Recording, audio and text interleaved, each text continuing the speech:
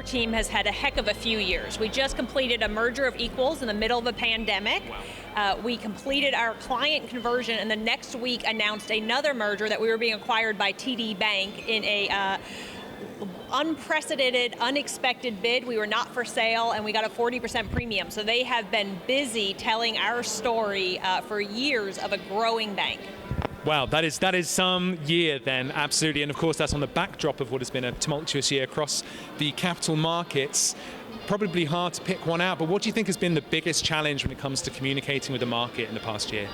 You know, I could answer the past year, but I'm going to cover the past month, which feels like about 10 years in banking right now. And really, it's just the ever-changing news cycle.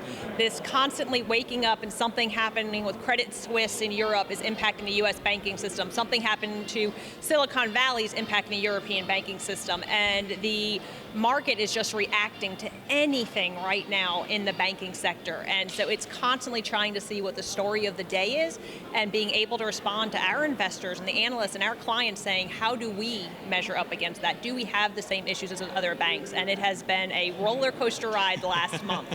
I can imagine. You say story of the day, story of the hour. It feels like sometimes even when we're writing about it too. I was trying to be nice, but you're right. Hour by hour it changed. Last week we had a great day in bank stocks, and then in the afternoon we had a congressional hearing, and then all of a sudden, one or two comments made all the banks tank in the afternoon. So you're right. Hour by hour, whatever the news is, the bank stocks seem to be trading up or down on it. Well, let's hope for a slightly more peaceful next 12 months. What I would ask is looking ahead, if you were talking to some of the IROs we have in attendance this evening, any advice you'd have from the CFO chair when it comes to excelling in investor relations in the coming year?